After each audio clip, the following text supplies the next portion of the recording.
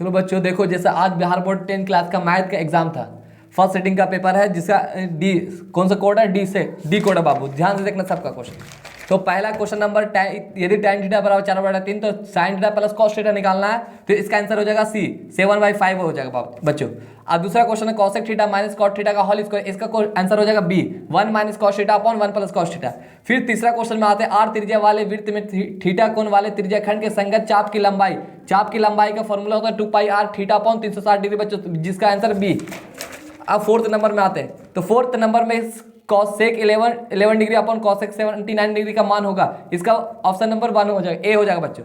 अगर एक आइएगा इस क्वेश्चन का अभी नहीं निकाला, इस 6 नंबर का देखो, यदि शंकु की ऊंचाई आधार इतना है तो इसका आयतन का फॉर्मूला डायरेक्ट फॉर्मूला है बच्चों 1/3πr²h।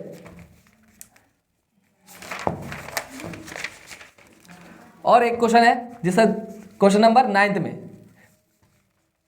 क्वेश्चन नंबर 11 देखो, वृत्ताकार क्षेत्र की परिधि 4 मीटर है तो उसकी त्रिज्या होगा बच्चों बी, आंसर हो जाएगा 2 मीटर हो जाएगा।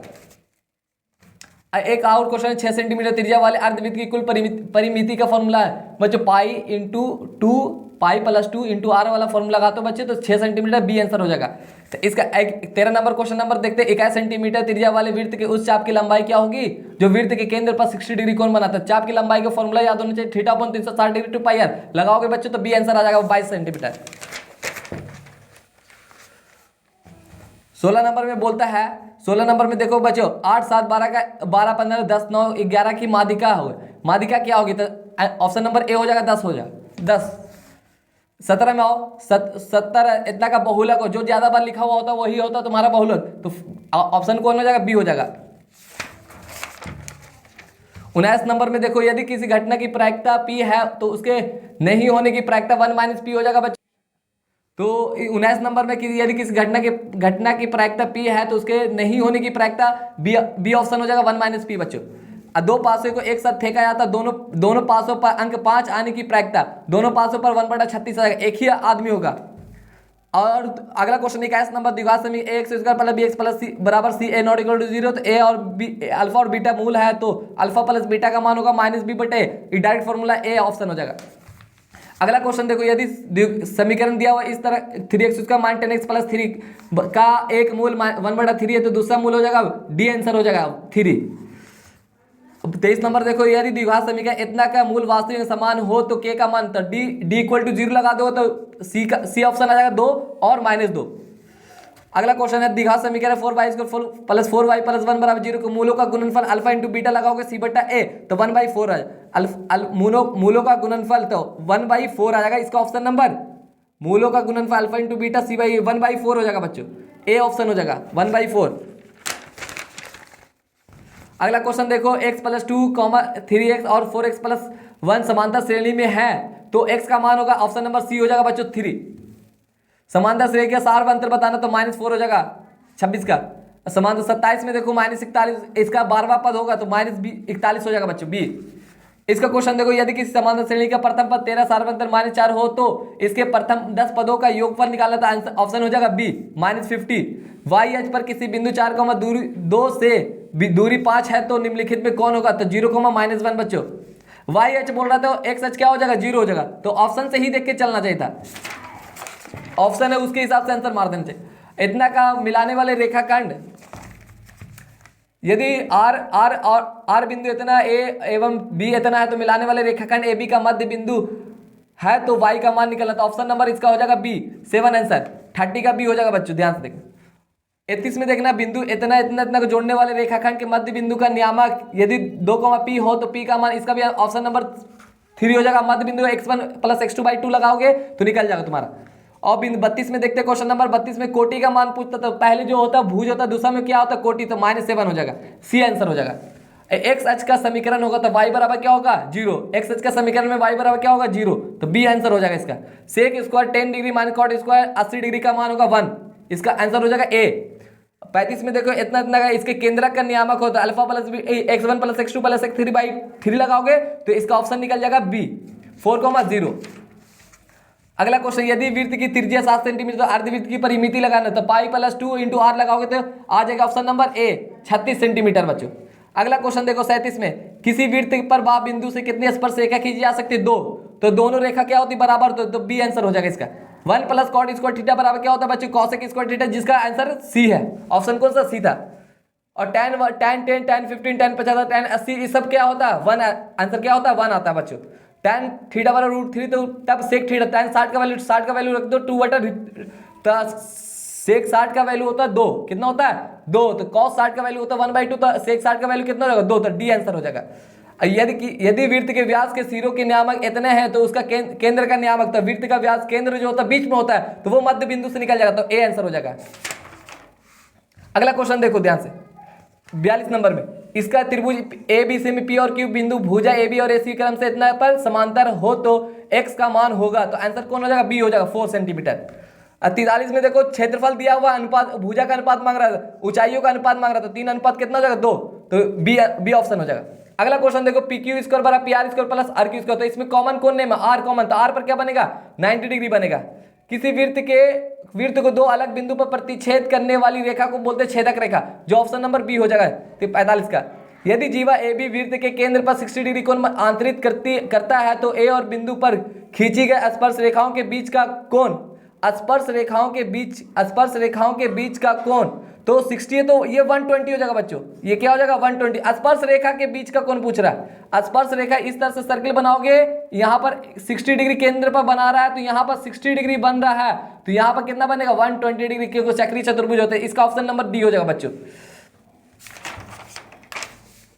एक वृत्त पर कितनी स्पर्श रेखा खींची जा सकती है? अनंत। इसका option number D. 1 + tan square बराबर सेक स्क्वायर से रूट क्या हो जाएगा? खत्म, तो सेक आंसर आ जाएगा B. cosec square 75 degree - tan square 33 degree, इसका आंसर आ जाएगा 1, बी आंसर हो जाएगा। cos 48 - sin 42, इसका आंसर कौन हो जाएगा? 20, 0 डिग्री। इसका मूलों का योग एवं मूलों का गुणनफल का अनुपात, तो इसका ऑप्शन नंबर हो जाएगा बच्चों 2:3।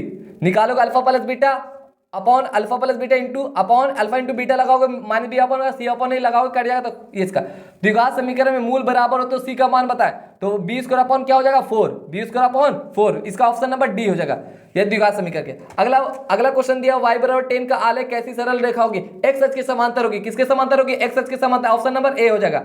निम्नलिखित में से कौन सा बिंदु तृतीय चतुर्थांश में, तृतीय मतलब तीनों निगेटिव में है, तो तीनों दोनों क्या निगेटिव में, तो माइनस बी ऑप्शन हो जाएगा, -4, -6।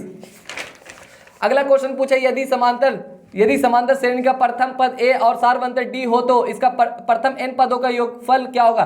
तो direct formula n/2 2a + n-1 × d। Subscribe करते चले जाओ बच्चे लोग, और शेयर भी करो जल्दी फटाफट।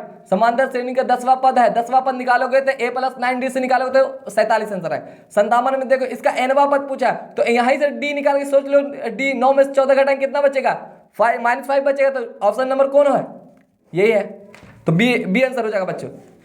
अगला क्वेश्चन देखो, 58 में समांतर से इतना का 10 पदों का योग, तो इसका ऑप्शन नंबर क्या हो जाएगा? ए हो जाएगा बच्चों, ए हो जाएगा। इसका अगला क्वेश्चन देखो, द्विघात समीकरण इतना एक्स का मान, द्विघात समीकरण का फॉर्मूला पूछा, -b + √/b² - 4ac/2a, तो इसका आंसर कौन हो जाएगा? सी हो जाएगा। बिंदु इतना के बीच की दूरी निकालना, तो इसका आंसर कौन हो जाएगा? 10, बी आंसर हो जाएगा।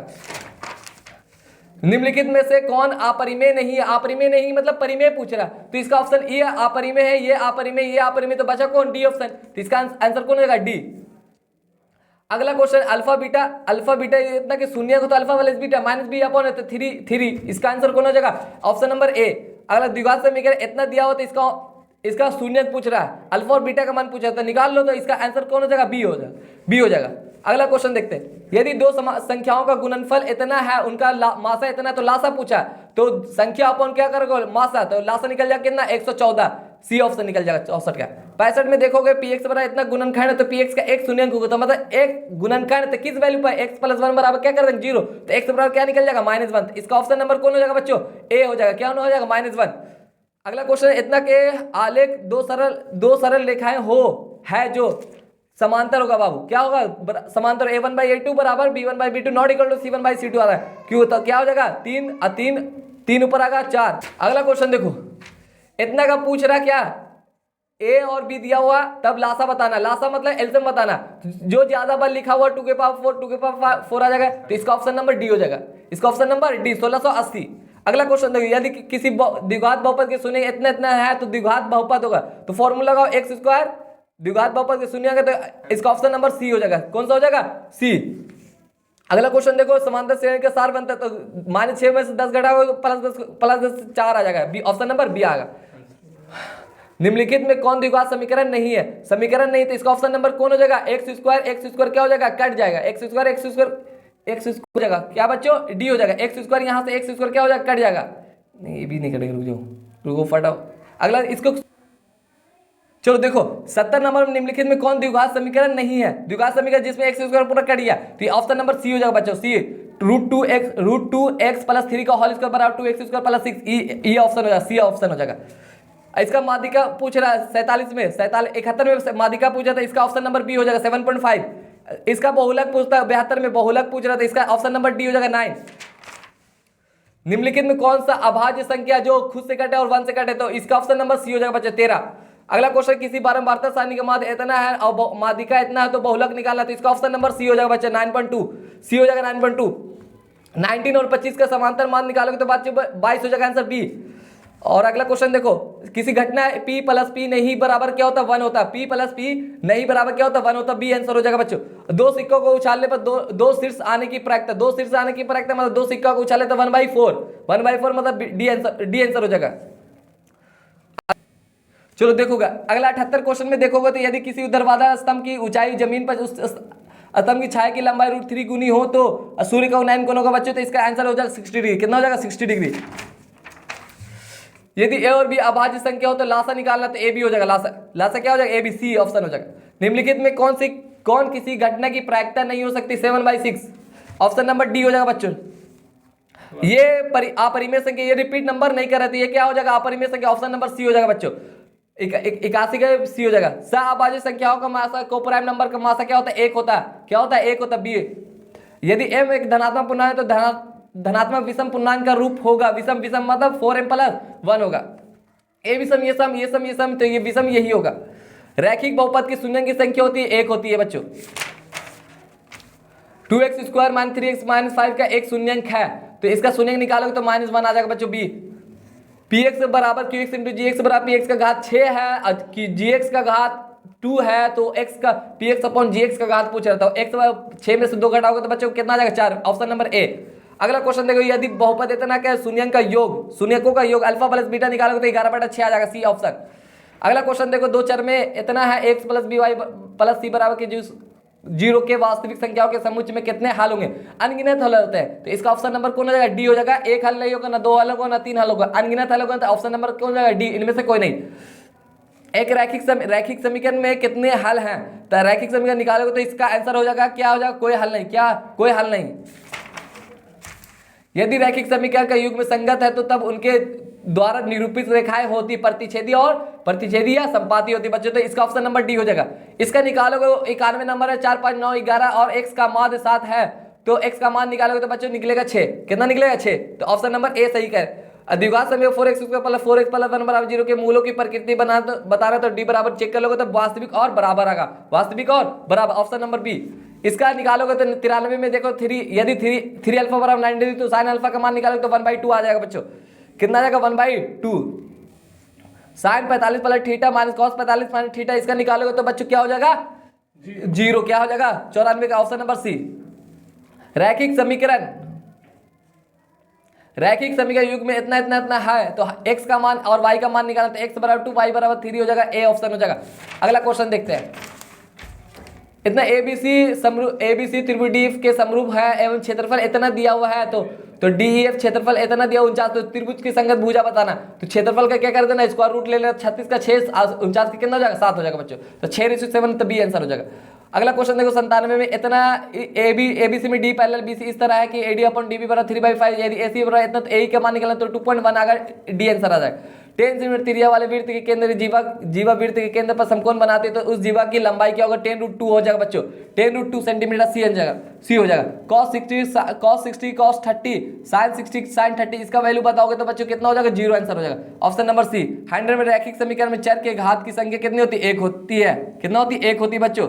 चर के घात पूछ रहा है तो कितना होगा? 1 रैखिक समीकरण। चलो इसको अगर पसंद आया तो दोस्तों के साथ शेयर करो, लाइक करो, कमेंट करो और बताओ हमें हमारा कितना सही गया, फटाफट बताओ।